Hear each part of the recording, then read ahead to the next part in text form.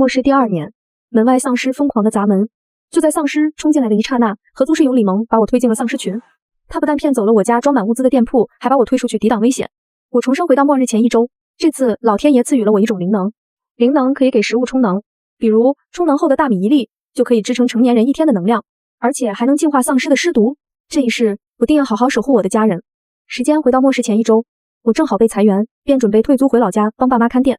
我家的店铺是一家小型超市，不大不小，但类型齐全，什么米面粮油、日用品等应有尽有。就是镇上人不多，并不赚钱，但在末世而言，位置隐蔽，空间布局方便防守，的确很适合生存，所以李萌才会想要。李萌说他在准备创业，反正店铺效益也不好，让我不如把那店铺卖给他。他出价100万，我冷笑。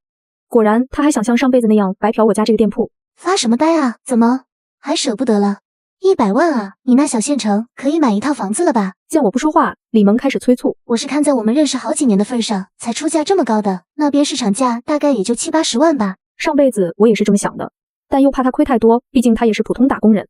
李萌当时说，没事，我男朋友有钱，20多万，不过是他一顿饭钱，谁让我们是朋友呢？所以我只能对你多照顾了。当时听了这话，我对李萌感恩戴德，甚至打电话让爸妈还进了不少货，以免李萌亏太多。做人嘛，总不能太占朋友的便宜，但其实他就想白嫖而已，什么钱不钱的，都是说的好听。他那个所谓的男朋友早出轨了，对象还是李萌的闺蜜。回过神来，我看着李萌，摇头，不行，那是我家祖传店铺，有家里人的回忆，如果你真想买，就200万吧。李萌惊了，不可置信，你这是狮子大开口吧？你那个地段最多值个70多万。我一脸无辜，那我没办法，店铺在我爸妈名下，没有他们的点头，我也卖不了。不过你的确不用非要买那个店铺。我是无所谓，但李萌肯定不会善罢甘休。平时我家店铺是不值钱，但对末日而言，性价比可比很多大型超市都高。果然，他笑容有些勉强。那个200万就200万，不过呢，我一时也没这么多钱，可以先签合同，我给你付点定金，1周后再把钱转给你吗？1周后丧尸都爆发了，还转钱呢？他骗鬼呢？我盯着李萌，没说话，眼神却冷了下来。不过我还有个小小的要求，就是你要先把钥匙给我，我得去看看，到时候和设计师商量下怎么装修。我面无表情，这就是李萌空手套白狼的计策，只需要付出一点点定金，就能得到一间装满物资的超市，甚至在上辈子连定金我都没让他出。不行，一手交钱，一手交货。我们认识这么久，你连这点信任都没有吗？你的工作还是我拜托朋友给你投的简历呢，而且我会和你签合同，你还怕我跑啊？不然身份证什么的都压你这里。悠悠，你也太过分了，要这么多钱就算了，怎么还这么不近人情呢？李萌看你那可怜，才买你的店铺，你不感激就算了，还狮子大开口。悠悠，我男朋友很有钱的，你放心，200万就200万，我肯定1分不会少，我只是想提前看下布局。人家夫妻还互相坑呢，我们不过是室友，哪有那么多信任？重来一世，我并不想惯着任何人。你这不是以小人之心夺君子之腹吗？悠悠，我倒是没看出来，你平时老老实实的，没想到这么精明，一谈到钱就这么计较。我看着周末维护李萌的样子，心中冷笑。上一世我把钥匙给李萌后，他日子过得很滋润，不但救了隐藏大佬，一起建立了基地，还遇到了真爱。但我和室友周末邵敏敏却惨了，因为想一起去参观下李萌创业店铺装得如何，所以他们和我一起回了老家。那天晚上，丧尸就爆发了，他们和我一样被困在我家。后来我们一起抵抗危险，一起找食物，但终究在第2年弹尽粮绝。好不容易找到店铺，想让李萌匀一点物资，他却将我们当成引开丧尸的靶子，最终我们3个都惨死。重来一世，本来想好心提醒一下他丧尸的事，但现在没这个必要了。至于邵敏敏，我看向他，亲兄弟明算账，悠悠，我支持你。既然买不起，就别把话说的那么好听，嘴炮谁不会？我还可以说，悠悠，我出1000万，你杂货铺卖给我吧。李萌，敏敏说的对，牵扯到钱最烦了。丑话说在前头比较好，要是后续出现别的问题，才是真的影响到我们的友谊啊。希望你能理解，真的不能再商量下。哎呀，真不知道你干嘛非要买那个店铺，要我说200万，选择很多的。再说了，你真喜欢的话，慢慢攒钱呗，反正悠悠这个价格，估计没哪个冤大头会买。哪里知道，李萌急了，不，就明天我把钱给你，你让你爸妈签合同。好啊，我立刻发合同给我爸妈，明天也寄回来了。就这样，我们达成了协议。之所以这一世还是把店铺卖给李萌，是因为重生后我得知了一件很重要的事。天啊，悠悠，你是异能者啊，算是吧。翌日，我们和爸妈分头行动，我和邵敏敏去找隐蔽的地理位置，他们则去联系以前的供货商买东西。悠悠，既然你重生了，为什么还要卖掉店铺啊？我们躲在那里不就好了？李萌也是重生的，他既然知道那里，如果我不卖，谁知道能不能保住？那李萌怎么保得住？我想了想，还是把我们是小说世界的事说了。这李萌也太恶毒了吧！我们好歹认识那么多年，对他日常照顾也不少，居然这样狠毒！别气，现在最要紧的是找房源。既然我有异能，食物不用囤那么多，也足够我们4个人吃，所以房子不用特别大，够4个人挤一挤就行。我们2个开始搜索房子，搜来搜去，我还是觉得你家店铺地理位置最适合生存。悠悠，我觉得还是不应该把店铺让给李萌的。那有什么办法？她是这个世界的女主，是有光环。对，光环。不然我们就在那个小区附近找一间算了。女主的附近应该安全吧？至少她属于大的靶子，我们都是路人甲，应该不太会被注意吧？悠悠，你太聪明了，就这么办。虽然说住在女主附近不是一本万利，但利大于弊。只要我们到时候对房子内部进行一些加固就行了。反正我现在有钱，材料买得起。找了一圈，我看中了其中一间房子。这房子外部陈旧，内部装修得倒是不错。这里大概有90平，很适合你们俩女孩子住，还是新的，从来没有出租过。房东原本装修给儿子结婚用的，哪里知道儿子在国外娶老婆，定居了，他们舍不得住，也不想降价卖，舍不得低价出租，就拖到现在。这里的邻居都挺友善的，你放心住，有事喊一声，也有人帮忙。一边带我们在屋内转，一边介绍屋子的情况。我看了看，除了开发商精装修的一些设备，多余的东西都没有，倒是让我省心了。不用清理东西，而且这里位置的确挺隐蔽的。正常时候这种价格当然没人愿意买，但在末日却是极好的位置。防盗窗挺牢固的，我朝着窗户看出去，没想到正好可以看到李萌买的5家店铺。而且我这里是顶楼，和楼下的楼梯间有安装的栅栏门，大概是怕有人跑到楼顶吧，所以这层不知道是哪家私自安装了。我问了下周围邻居的基本信息，大概知道楼下住着的也没几户，平时住起来非常的冷清，可这在末日却是绝佳的环境。然后我装模作样的讨价还价一番，就答应租下来。毕竟末世，我要亲眼看着李萌的痛苦下场才算解恨。我看了一圈，说道：“这门虽然是新的，但感觉不够牢固。我们毕竟是2个女孩子，这周围又没什么人，我怕不安全。可以自己换个牢固的门吗？”可以，没问题。末日人心难测，物资匮乏时更容易暴露人性阴暗面。我们4个武力值一般，如果别人组团打劫，是很危险的。所以除了囤货，重点是尽量把这间房周围进行加固。虽然不一定能完全抵御有组织的攻击，但总是能起到威慑和拖延作用。下午，我和敏敏直接去建材市场。永之家的防盗门不止业内闻名，在全世界范围内也是数一数二的。除了贵，没毛病。邵敏敏之前做过一段时间中介，也研究了下装修，所以略懂1、2。这样我省心不少，至少不用查那么多信息。之后我们又去采购了3M 防爆膜，可以贴在窗户上，这样别人就比较难击破。加上原本的防盗窗就更安全了。还得买百叶窗，这样私密性好。再买些自卫的工具，万一遇到危险呢？发电机必须有，顶楼和楼下之间铁栅栏之间，我们得加固下。我和邵敏敏一边说一边行动，回到家天都黑了。神奇的是，我们奔跑了一天，完全没有饿的感觉，倒的确是有些累。虽然累，可和以前的感觉不一样。我以前上班坐一天办公室，下班恨不得赖在床上，但我现在觉得还好。我也是，以前搬几箱货累得不行，现在倒是觉得浑身酸痛里透着一种舒坦，像是年轻时干完活的那种实在劲儿。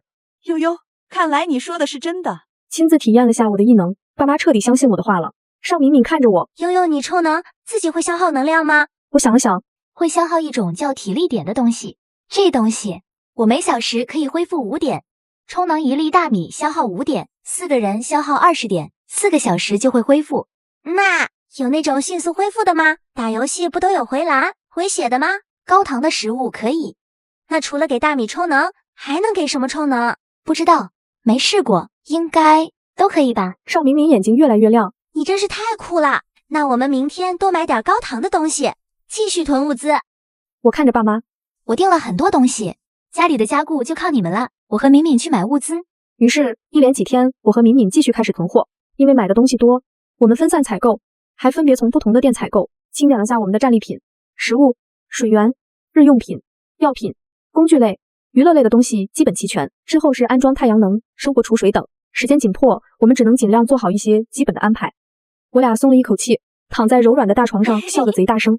家里已经被堆满了，但我们没一个觉得拥挤，反而觉得非常有安全感。还有点时间，我们不如好好拍一拍周围环境，做到心里有数。万一有什么也好方便逃跑。对于我这个建议，尚明明很赞同。我们下楼转转，而爸妈则负责开始对房间里的物资进行规整。才下来，我们就发现对面围着不少人，远远看去好像还有警察。尚敏敏说，好像是李萌的铺子，要不要过去看看？刚说完，铺子里就传出了李萌的尖叫声。我和敏敏戴着口罩和帽子，站在人群最外面，大概听了个七七八八。原来啊，李萌给我的那200万是他从那个富二代男友那儿骗来的，现在人家找上门让他还钱，我还以为是对方给的呢，没想到是骗的。那富二代威胁他，李萌，你要是敢不还钱，我肯定告你，到时候你作为诈骗犯，可是要进去蹲不少年的。李萌回他，我都说是借用了，我肯定会还你，你急什么？富二代更生气了，我都听说了，你就是用来买这个破店，200万买个破店，你在这鸟不拉屎的地方开超市，李萌，你脑子有问题吧？李萌冷冷地说，这是我的事，放心，我给你打欠条，钱已经给出去了，我现在也还不了，不然这个超市给你呗。富二代直接拒绝，老子才不要这破店。两人就这么一直吵，警察也在问那富二代要不要立案。最终啊，两人都被带去了警察局。敏敏一脸无语地说，不是，李萌不是老说她男朋友资产几十亿，几百万不过是几天的零花钱，怎么200万还这么计较啊？我笑了笑，没说话。上一辈子因为李萌是白嫖我的店铺，1分钱没花，所以根本就没这些事。这一世因为我的一些改变，事情变得不一样了，所以我想，我一定可以改变上一世的命运吧。我们在周围转了一圈，这边住的人确实不多，冷冷清清的。要不是末日还没来，我还以为进了什么荒城呢。不过这样正好，对于拥有满屋子物资的我们来说，人越少，我们就越安全。我们快要回去的时候，看到有个人站在店铺门口，是周末，他居然也来了。也对，上一世正是这个时候，我们一起来了这边，想要看看李萌的店铺装修得如何。然后那天晚上，丧尸病毒就毫无预兆的爆发了。可现在怎么提前了一天？我拉着敏敏赶紧上楼，屋里爸妈已经把很多物资的包装盒拆了，堆了一堆垃圾，准备去楼下扔。我看了看时间，连忙说，不要出门了，丧尸快爆发了。爸妈脸色惨白，虽然早知道会有这么一天，但事情真的发生的时候，大家还是免不了有些惊恐。敏敏着急地问，你不是说明天晚上才会爆发吗？我摇摇头，周末提前来了，上辈子他是和我们一起回来的，晚上丧尸就爆发了，所以为了以防万一，我们别出门了。之前和中介打听过了，隔壁早就没人了。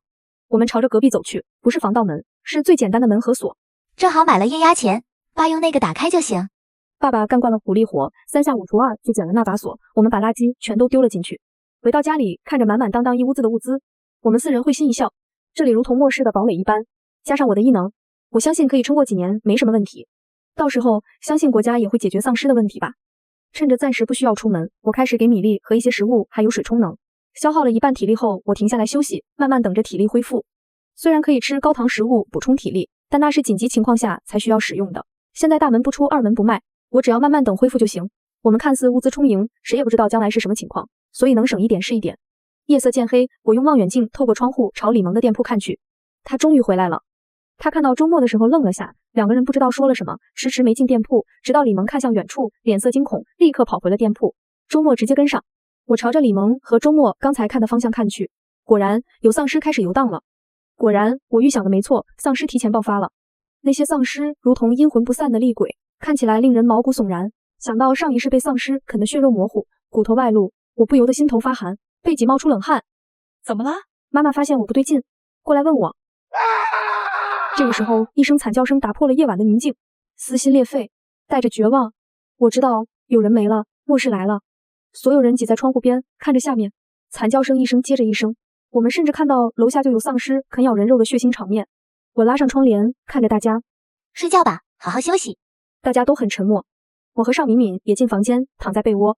虽然我经常看末日文，可是没想到那些惨状就发生在眼前，但是我好像什么都做不了。悠悠，我是在做梦吧？我微微叹了一口气，放心，会好起来的。我也不知道该说什么。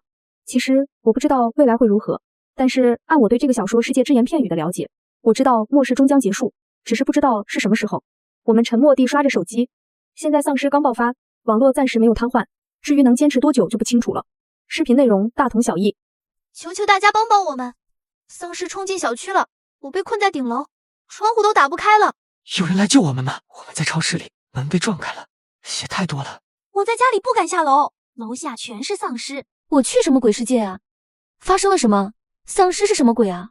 不要啊！视频里充斥着尖叫、哭喊和求救声，每一条都让人心头发紧。很快，官媒也发了紧急信息，呼吁大家在家里锁好门窗，尽量不要出门，相信国家会想办法救援的。邵敏敏也看到了，她叹气：“你说我们真的能等到救援吗？你不是说上辈子你等了1年都没等到吗？我们一定可以等到，这次不一样。上一世在那样匆忙的情况下，我和家人都能坚持到第2年。这次我们不但做了准备，我还有异能，只要这里不被别人发现，破门而入，肯定会有一线生机的。”又过了一段时间，外界的设施逐渐瘫痪，网络供暖、燃气相继中断，就连紧急广播也彻底消失了。可在我们家，灯光仍旧亮着。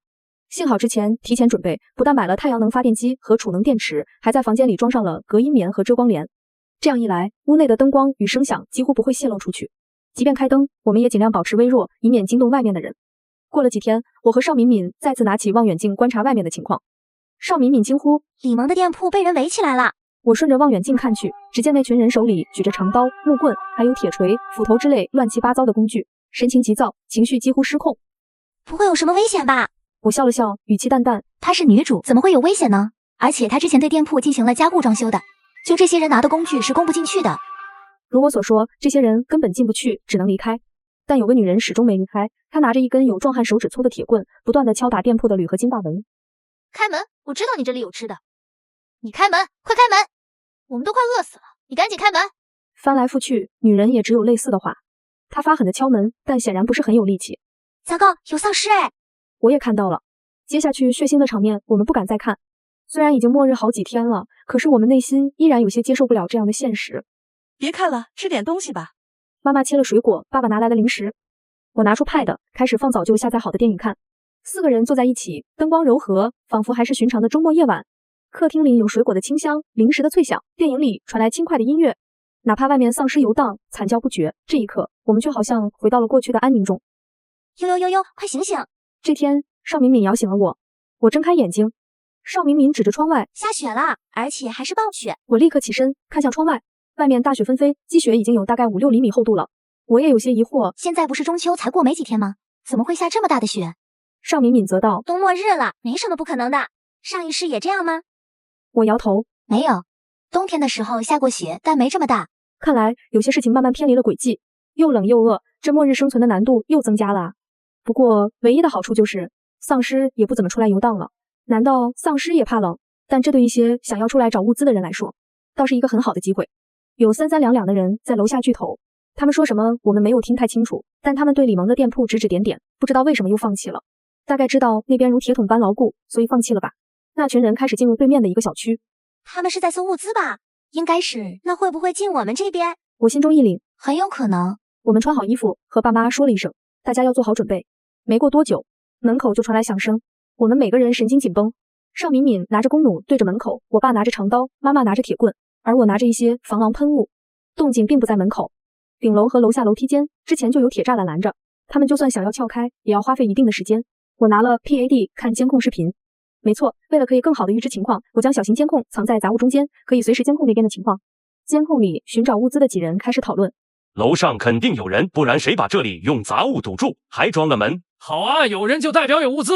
但这个铁栅栏虽然旧，也算牢固，根本开不动啊，没人会开锁吗？哎呀，直接踹开就行，我们这么多人，难道还踹不开？闭嘴！你没看到那些杂物都是重物和大件，我们踹开了，东西砸下来，你能挡住？算了算了，先找别的吧，现在也没什么力气，等我们吃饱喝足后，找到趁手的工具再来。一行人离开了。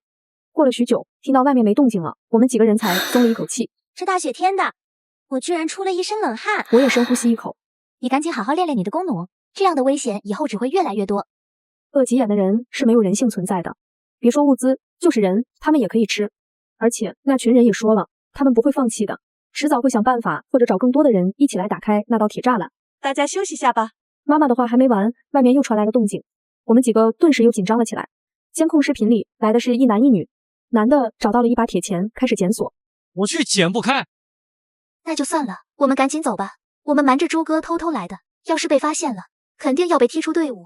女人要走，男人一把将她搂住。你干什么？你说的这没人，我没有嘿嘿。你放开我！只要你跟了我，保证你吃香的喝辣的。我看呆了，他们这是在末日里，人性竟然可以堕落到这种地步。爸爸一把抢过 Pad， 咳嗽了声。没事没事，大家要不要吃点东西？我们几人都有些尴尬，大家都是成年人，自然知道对方想干什么。邵敏敏无语，都什么情况了，还搞少儿不宜？妈妈笑着说，我去弄点吃的吧。这种情况燃气自然是用不了，但我们有电热锅。虽然吃我的充能大米可以维持人体所需的能量，但大冷天如果能吃口热乎的，自然更好。妈妈刚走开，没用监控，我们就听到了一声怒喝：操！狗东西，你敢搞老子的女人，老子要你的命！我和邵敏敏一对视，燃起熊熊的八卦之火。我们立刻抱着 pad 打开监控视频，那个怒气腾腾的男人好像叫什么猪哥，他对着刚才视频里那个男人又踹又踢的，女人则哭哭唧唧表示：猪哥，是他强迫我的。女的力气哪里有男人大？被打得晕头转向的男人摇摇晃晃站了起来。不要脸，是你这个臭婊子勾引的我，刚才那么骚，现在会哭了。女主拉着猪哥的手，猪哥，你信我？其余人过来劝，行了，吵这么大声，生怕丧尸不来。就是老六，这是你不对，不管如何，她是猪哥的女人，你做错了就得付出代价。猪哥怒气腾腾，按规矩，要么你把食物分出来向公抵过，要么我废了你那里，你自己选吧。老六没办法，只能答应。谁让他管不住自己的下半身呢？邵敏敏一边看一边点头，真有意思，感觉在看什么8点档狗血电视剧。他话没说完，视频里的尖叫和外面的尖叫一起响起，隐隐有些重合。我们再次看向视频，那个猪哥倒在地上，腹部在流血，指着一个方向，快追啊，别让他把吃的抢走。老六和另一个男人追了出去，女人搀扶着猪哥站起来，也慢慢的走出了监控的范围。邵敏敏喃喃自语，天啊，末日才1个月，为了吃的居然开始杀人了，那以后这样的事上辈子我已经见过不少了，要不是我爸妈之前开店，在家里囤了不少货，我们根本坚持不到1年。楼下传来了动静，我们朝着窗外看去，抢食物的人已经被老六他们追到，几人开始厮打，而且非常的沉静，甚至完全没注意到不远处慢慢向他们靠近的丧尸。血腥味是最容易吸引丧尸的，抢食物的人捅了人，还带着那带血的匕首跑，自然会把周围的丧尸吸引过来，成群结队的丧尸逼近了他们。就在我们为那些人结局感叹的时候，我忽然想起一件事，楼梯间也有血腥味。我心脏狂跳，紧盯着 pad 屏幕上的监控画面，10几个丧尸疯狂地撞击着铁栅栏，发出砰砰砰的巨响，听得我都有些头皮发麻。那些原本坚固的铁条在巨大的冲击力下开始变形，铁栅栏的中间部分已经明显向内凹陷。我心脏狂跳，不会被撞开了吧？几个丧尸的手臂从缝隙中伸进来，面目狰狞，我的手心全是冷汗，呼吸几乎停滞。邵敏敏也紧张地抓着我的胳膊，不会冲上来吧？那个门牢不牢啊？我不发一言，只紧盯着屏幕。爸爸说，我们搬点东西堵在门口。丧尸没有脑子和意识，我们生怕他们这样不断的撞击，真把那个铁栅栏撞开。搬点东西堵住也好，以防万一。还好持续撞击了大概半个小时左右，这些丧尸撤退了。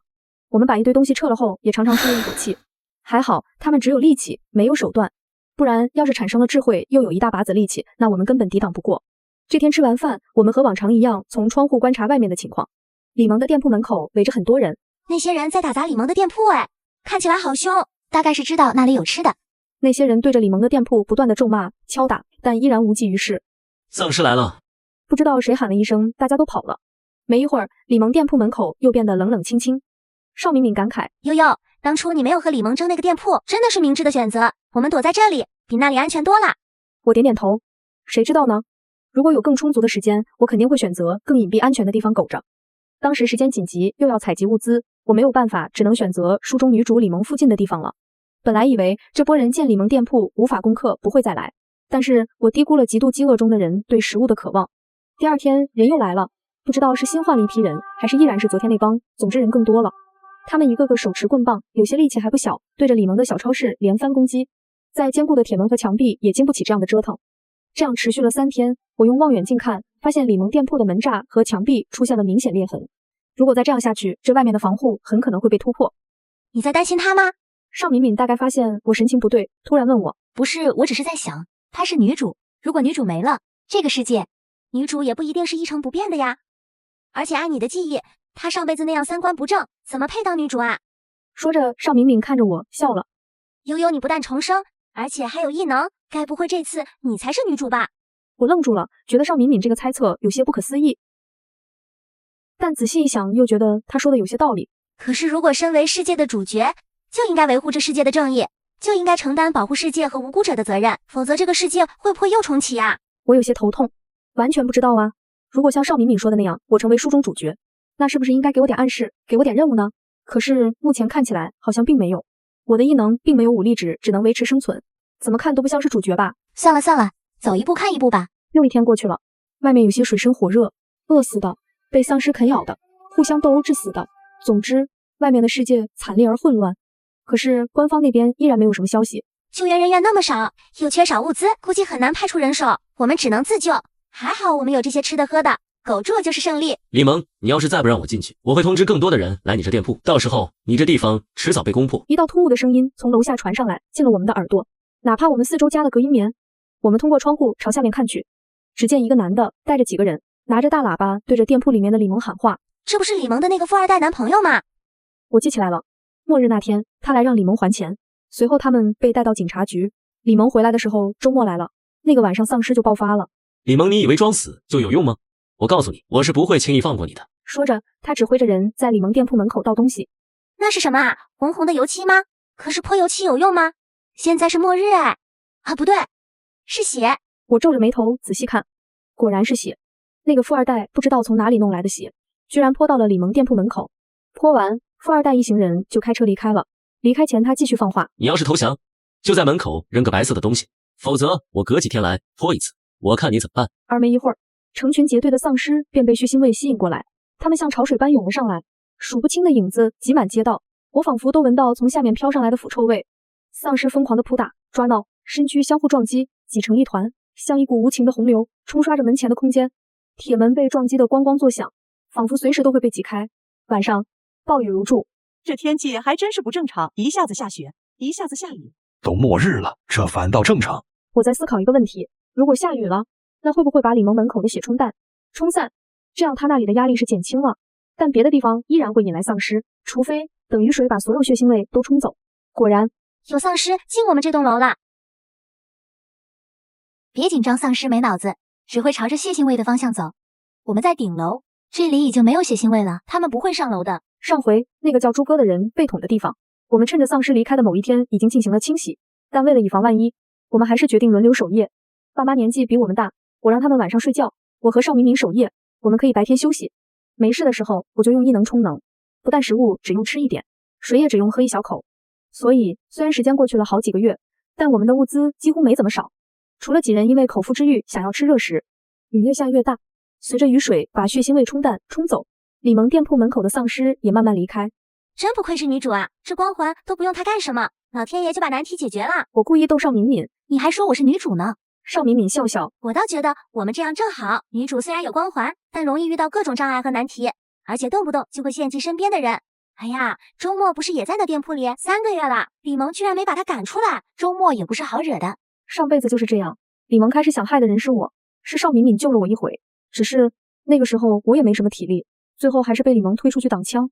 而周末在我死的时候他还活着，之所以知道他也被李萌害了，是因为重生后我得到了一些关于我没看到的关于其他人的记忆，但对于周末的下场我不关心。上辈子他是在我家蹭吃蹭住的，可是他完全不懂得感恩，后来还抢我们的食物，推倒我爸，害他腿摔断了，跑不及，只能被丧尸撕成碎片。呦，你过来看啊！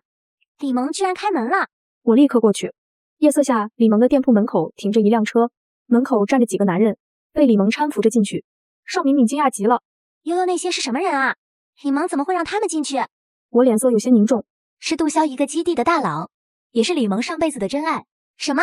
他什么时候瞒着我们处的真爱啊？末日3个月，他没出门啊？不知道上辈子我们去找他的时候，他和杜潇就在一起了。杜潇本来说带我们都去基地，说那里安全，但其实只是把我们当活靶子。但是这李萌怎么知道求救的人是杜潇啊？估计在门外哪个地方安装的监控，大概在李萌的上辈子，这位杜潇说不定成为了一方霸主，所以他才对他这么殷勤。隔了几天，李萌那个富二代男友再次带着一群人来闹事，他还是像之前那样得意。李萌，赶紧给老子滚出来，否则我这些兄弟们手上的家伙可不是吃素的。富二代这次带来一群壮汉，一个个都拿着管制刀具，他们周围还跟着一群好像饿急眼的人。里面依然没动静。富二代阴恻恻地笑了。好，李萌既然如此，你可别怪我。说着，他一挥手，给我砸！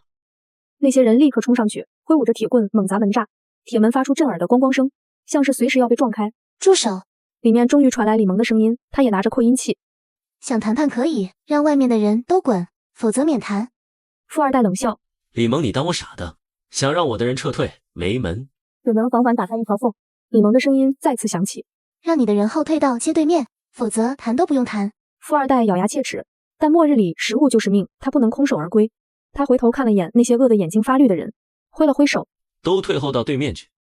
壮汉们虽然不情愿，但还是慢慢后退。那些饥民更是唯唯诺诺的跟着退到了街对面。行了吧，现在可以谈了。铁门吱呀一声完全打开，李萌走了出来，但他身后还跟着一个男人，很高大，肌肉也很发达。富二代暴跳如雷，李萌，你他妈敢给老子戴绿帽？这才多久，你就找野男人了？哼！李萌冷笑一声，说道：出轨，不是你先搞我闺蜜的吗？现在装什么痴情种？富二代被噎了一下，随即恶狠狠道：新往事我不跟你计较，赶紧把吃的交出来。看在以前的情分上，我可以不为难你。李萌嗤笑，你以为你是谁？如果你真的有本事，也不会一直被困在这里了。他顿了顿，声音突然变冷，我给你最后一次机会，现在带着你的人离开，不然别怪我不客气。富二代狂笑，不客气，就凭你和这个野男人，我带了这么多人，你们能把我怎么样？话音刚落，一声枪响划破寂静。富二代低头，胸口绽开一朵血花，他不可置信地看着李萌身后的男人，杜潇手里还握着冒烟的枪。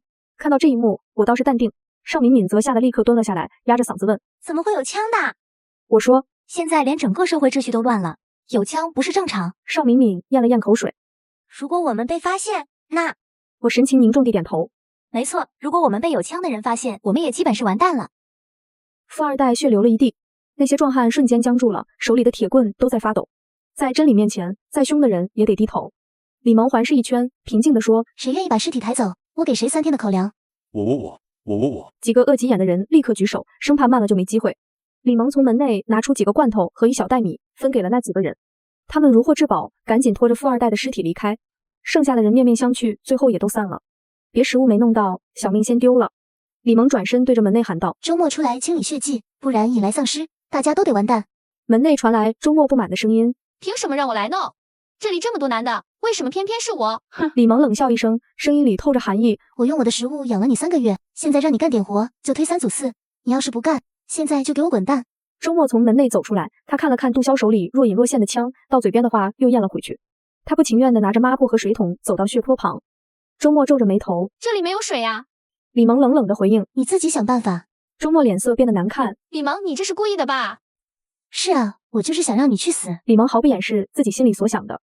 周末愣住了，随即反应过来：你敢？李萌嗤笑：我有什么不敢的？我早就看不惯你了，想当个寄生虫，继续在我这里白吃白喝，做梦。说完，李萌和杜潇转身朝店铺里走去。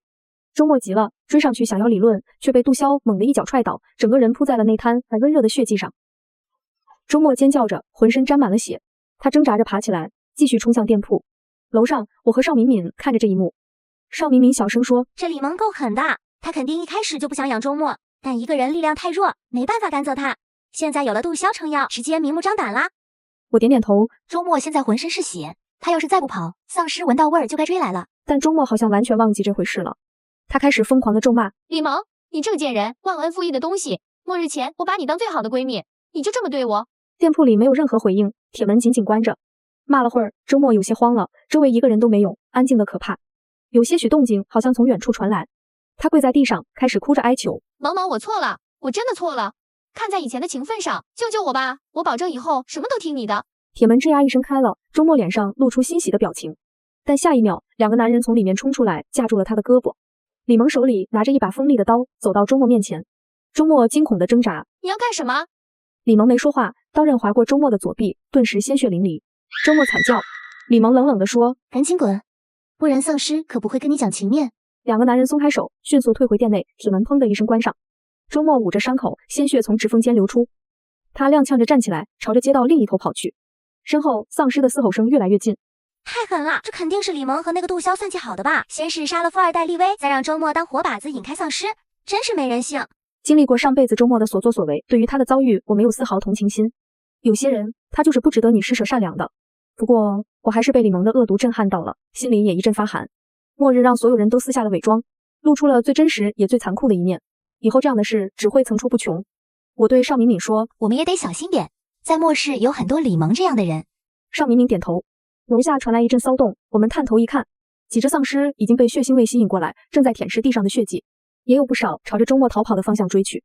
周末完了，受伤流血，在末日里就是死刑。我沉默不语，这就是末日的规则，弱肉强食，适者生存。李萌深谙此道，所以他能活到现在，而且活得还不错。店铺的铁门再次打开，几个人拿着拖把和水桶出来，开始清理地上的血迹。他们动作很快，显然不想让血腥味继续吸引丧尸。清理完毕后，那些人迅速回到店内。这里附近又恢复了宁静，这宁静中透着几分阴森的死寂。外面又下起了雪，天似乎更冷了。街道上很快就铺了一层白，把之前的血迹彻底掩盖。没有丧尸，没有人，没有活物的气息。我们在屋内却是另外一番景象。电磁炉上咕嘟咕嘟冒着热气，火锅里翻滚着红油汤底，牛肉片、鱼丸、豆腐、金针菇摆了一桌子。邵敏敏夹起一片毛肚，在锅里涮了几下就塞进嘴里，被烫得直哈气。慢点吃，又没人跟你抢。电视里正播放着下载好的综艺节目，搞笑的段子让我们时不时爆发出笑声，驱散了白天看到的那些阴暗。吃饱喝足后，我又看了满屋子的食物，罐头、方便面、大米堆得像小山一样高，冰柜里还有不少冻肉和速冻食品。我们当时疯狂囤货，现在看来，这个决定无比正确。窗外寒风呼啸，屋内温暖如春。这一刻，我们像是躲在另一个世界里，与外面的残酷完全隔绝。楼下响起了汽车发动的声音，我们关上灯，掀开一角窗帘，朝下面看去。杜潇带着几个手下从店铺里搬了些食物离开了。李萌怎么不离开啊？我摇摇头，他应该储备了非常多的食物，一下子也搬不走。这么说，那些人还会回来？肯定的，那我们得更小心了。我倒是希望他们赶紧带李萌走，否则总觉得这里迟早会被发现的。我也是这么想的，但按我上一辈子的记忆，他会在这里至少逗留大半年，直到我们撑不住找到他后没几天，杜潇才带着人马过来。也正因为如此，在他带我们回基地的路上，都变成了吸引丧尸的活靶子。想到这里，我恨得牙痒痒。这辈子如果可以的话，真想把杜潇和那群混蛋碎尸万段。没想到机会很快就来了。中午，妈妈包了饺子，韭菜鸡蛋的、猪肉白菜的，还有我最爱的三鲜馅。热气腾腾的饺子端上桌，醋碟里飘着几滴香油，蒜泥散发着诱人的香味。这个时候还能吃上现包的饺子，简直是奢侈。邵敏敏夹起一个饺子，吹了吹热气。妈妈笑着说，冰柜里的肉和菜还能撑很久，现在天冷也不怎么费电。趁着现在这里还算安稳，就多吃点好吃的，谁知道以后……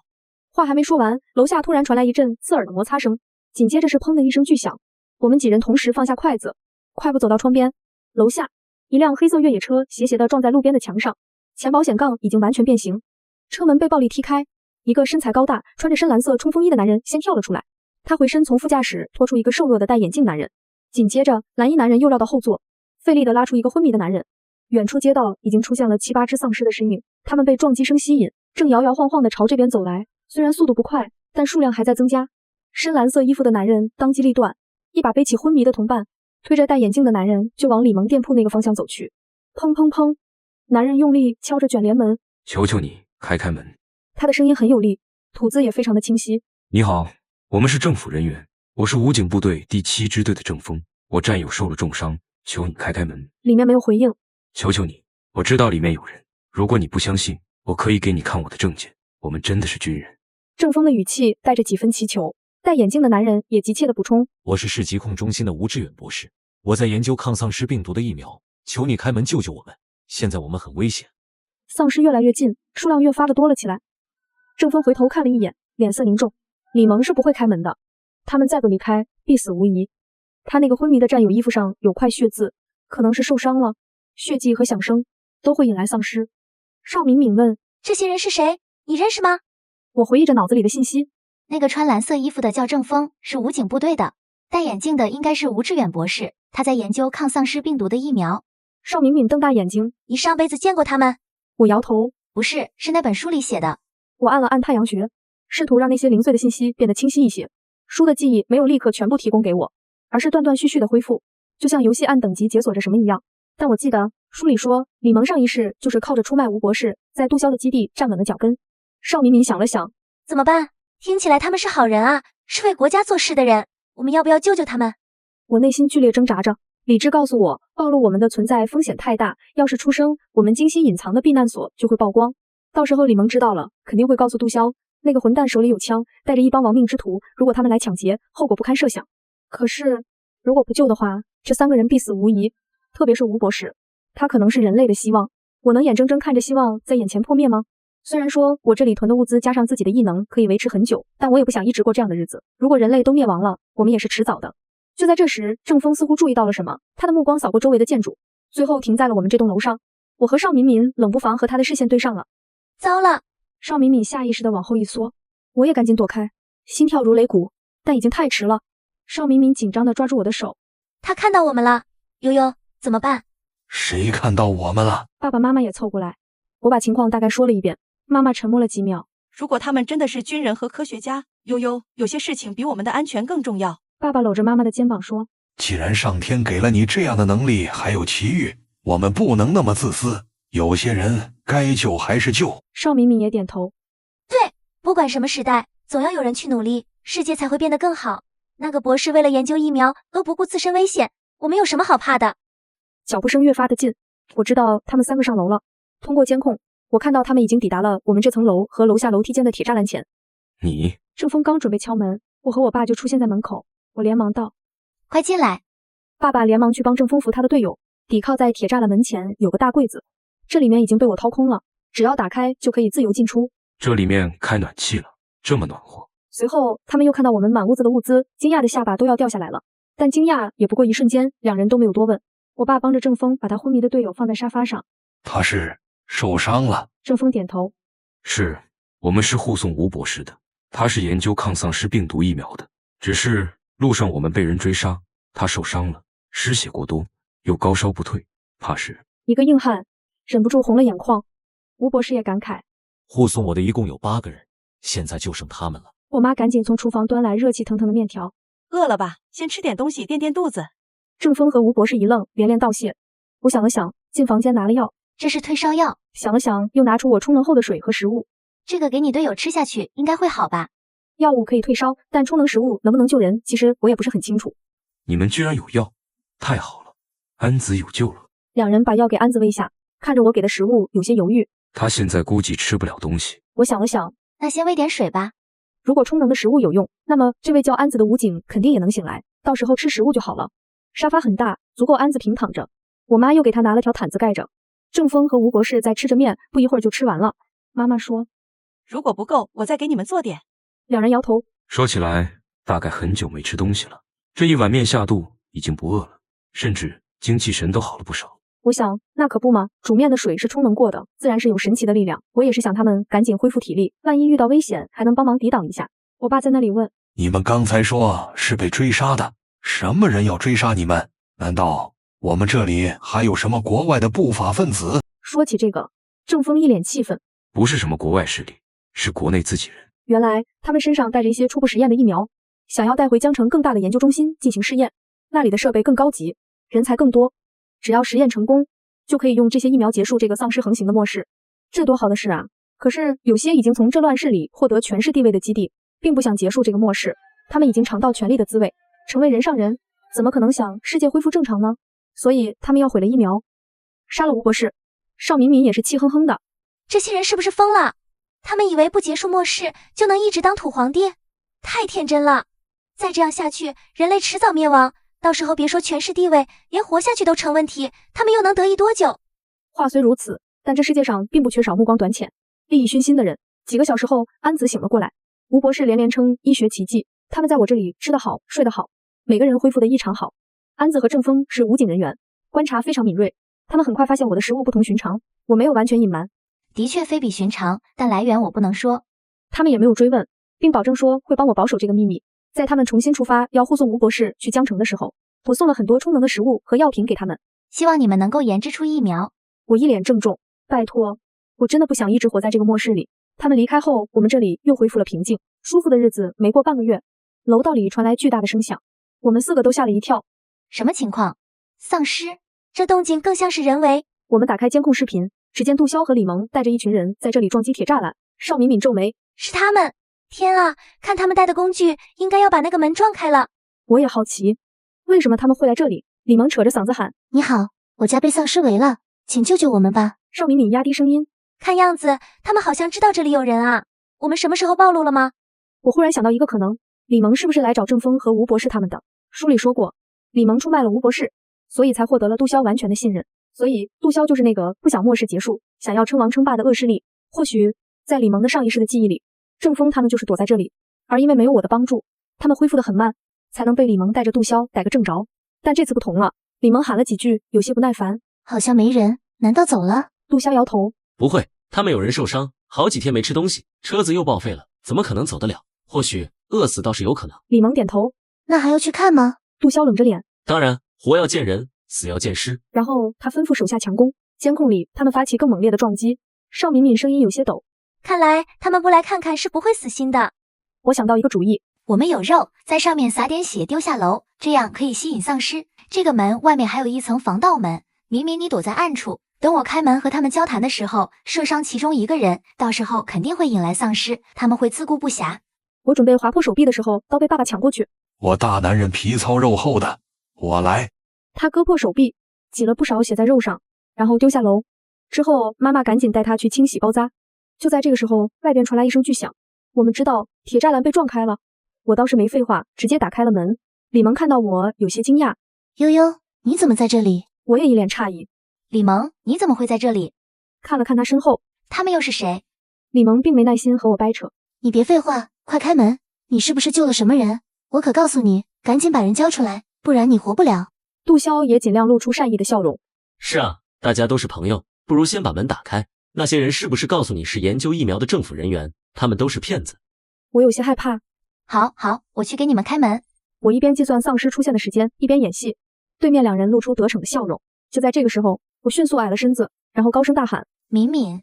然后一支利箭从防盗门缝隙中射中了杜潇，虽然只是皮肉伤，但流血了就行。门被关上，外面传来了枪声。我的心还是跳得厉害。要不是怕杜潇开枪，我用得着和他们演戏吗？李萌在外面疯狂拍门。悠悠，你这个贱人，你快开门，不然等我们撬开这扇门，就把你碎尸万段。邵敏敏扭了扭脖子，火力全开。我去你的大傻叉，自己什么情况不知道啊？丧尸都要来了，你还在这耀武扬威呢？想把我们碎尸万段，你先有命再说吧。果然，丧尸已经循着血腥味上楼了。我听到关门声，他们应该是躲进了我们用来存放垃圾的那个房间了。但那是木质门，哪里抵挡得住成群结队的丧尸呢？很快，隔壁传来了杜潇和李萌撕心裂肺的惨叫声。我们4个人面面相觑，心中的石头终于落地了。而疫苗也在3个月后研究了出来，国家重新恢复了秩序和生机。网络恢复的那一刻，我的记忆里多了更多的信息。原来我真的如同敏敏说的，我是这一世的女主，也是剧情修正者。因为原女主李萌3观不正，没有完成救世的任务，让原书的世界崩坏，所以才有我这一世的重生和异能。